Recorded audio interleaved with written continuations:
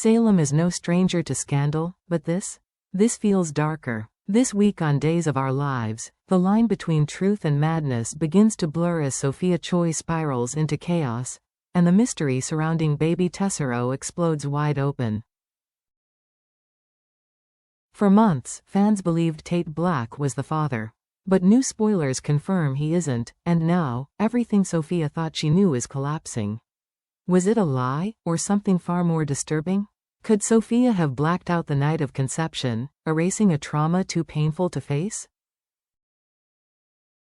Tonight, we're diving deep into the darkest corners of this storyline, uncovering what really happened that night, who the real father might be, and how this shocking truth could destroy everyone in Salem.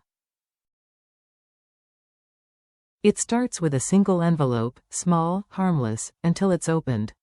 Inside lies a truth that detonates like a bomb in Salem.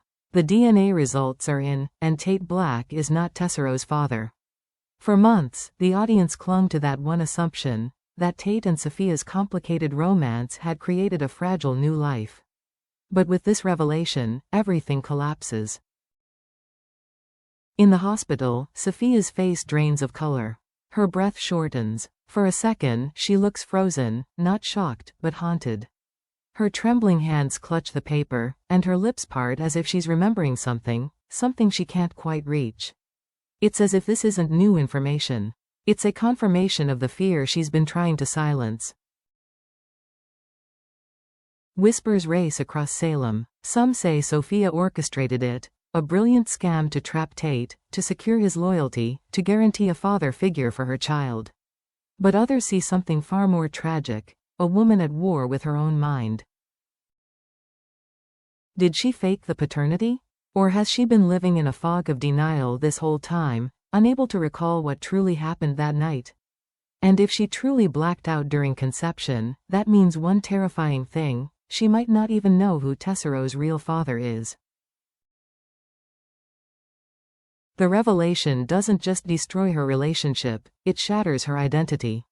Because for Sophia, this isn't about a baby anymore. It's about control, about truth, about what happens when the mind hides what the heart can't survive. And the audience is left with a single, burning question: if Tate isn't the father, who is? Every mystery in Salem has a name that lingers like smoke, and this one has always been Aaron Green. From the very beginning, his presence around Sophia carried tension, too intense for friendship, too brief for love, and far too charged to forget. Viewers remember the glances, the late-night encounter that neither of them ever talked about again.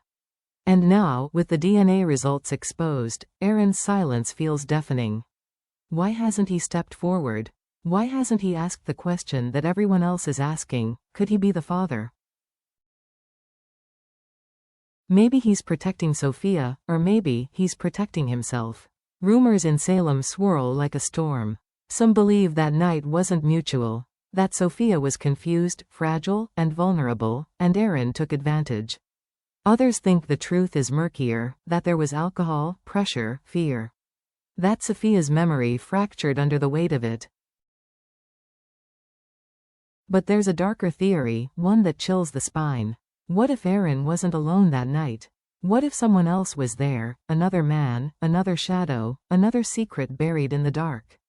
Aaron's quiet composure begins to look suspicious. He avoids questions. His eyes linger too long. His voice trembles when Sophia's name comes up. Is it guilt, or fear of being exposed? If this truth surfaces, it won't just ruin reputations, it will destroy lives. Because in Salem, secrets are currency. And if Aaron knows what really happened to Sophia that night, he's holding the most explosive secret of them all. And Sophia, slowly, painfully, is beginning to remember. Flashes of music, a broken glass, a man's voice whispering something she can't understand. The truth is clawing its way back, and when it finally breaks through, Salem won't ever recover. The signs were always there. The trembling fingers, the sudden outbursts, the way her smile never quite reached her eyes. For months, people called Sophia manipulative, a schemer, a liar, another troubled young woman chasing power. But behind every smirk, every cruel remark, there was something else, pain. A pain so deep it couldn't be named. Throughout her pregnancy, Sophia fought against herself. One day she wanted the baby gone. The next, she clung to him as if he were her only lifeline. It wasn't inconsistency, it was terror. She wasn't rejecting Tessero. She was rejecting what his existence reminded her of. Each ultrasound, each baby kick, each moment of connection reopened the wound she refused to see. And when the truth threatened to surface, Sophia's mind did what it had always done, it built walls. Denial became her survival mechanism. Lies became her oxygen. And madness, that erratic, uncontrollable spiral, became her only form of expression. Her paranoia, her erratic rage, her obsession with control, they weren't signs of villainy. They were symptoms of trauma trying to break free. Because if she truly was assaulted that night, if her mind buried the memory to protect her, then every destructive thing she's done since isn't cruelty, it's coping. But now, those walls are cracking. Every scream, every sleepless night, every time she stares into Tessero's eyes and flinches, it's her subconscious screaming for release. And when the memory finally returns, it won't come gently. It'll come in flashes, blood, fear, and the voice of the man who took everything from her. Sophia's descent into madness isn't random. It's the sound of a soul collapsing under the weight of a truth too heavy to hold. And maybe, just maybe, that's the cruel genius of this storyline. Because the woman everyone calls crazy might not be evil at all. She might just be broken, a victim hiding behind the mask of a villain, waiting for someone in Salem to finally ask not, what did she do, but, what was done to her? There's one question Salem has never dared to ask, and maybe that's why it's the most important of all. Where is Sophia's father? We've seen her mother, Amy Choi, the constant presence. A woman torn between love and fear, always hovering, always apologizing for something she never names. But her husband? He's a ghost. Barely mentioned. Never seen. And in soap storytelling, absence is never accidental. That silence screams. What if the real horror in Sophia's story didn't begin with a lover, but with the man who raised her? What if her first betrayal came from within her own home? It would explain everything, the fragmented memories, the hostility toward motherhood, the way she flinches when someone mentions family. It would make sense of the self-destruction, the manipulative cycles, the chaos that follows her every step. Maybe the night Tessero was conceived wasn't random at all. Maybe it was the night her buried trauma resurfaced, the night her mind finally cracked under the weight of years of silence. And imagine the devastation if Days dares to go there. If Sophia's father isn't just missing, but the monster who shaped her pain. Such a reveal wouldn't just rewrite her story, it would recontextualize every scene she's ever had. Every lie, every scream, every desperate plea for love. Suddenly, the villain would become a victim. And the audience wouldn't know whether to hate her, or to grieve for her. Because sometimes, the scariest monsters in Salem aren't strangers, they're family. Every soap opera villain has a motive. But Sophia Choi? She's not evil, she's complicated. Her lies aren't driven by greed or revenge. They're driven by fear, the primal kind that rewires a person's mind. Once, she was powerless, a victim of something she couldn't fight, couldn't name. So she learned to survive the only way she knew how, by creating a version of reality she could control. In that world, pretending Tate was the father wasn't about manipulation, it was about safety. He was kind, stable, predictable. By naming him Tessero's father, Sophia gave herself a shield, someone who would protect her, someone who wouldn't ask too many questions. It was a lie born from desperation, not cruelty. But lies have a heartbeat, and this one is fading fast. Now, Sophia's mind is fracturing under pressure. Denial no longer protects her, it poisons her. Each new truth cuts through her carefully built illusion like glass through skin. If she confesses, she faces humiliation, judgment, and, worst of all, memory. The memory of what really happened that night. If she keeps lying, she risks losing everything: her child, her sanity, her place in Salem's already fragile world.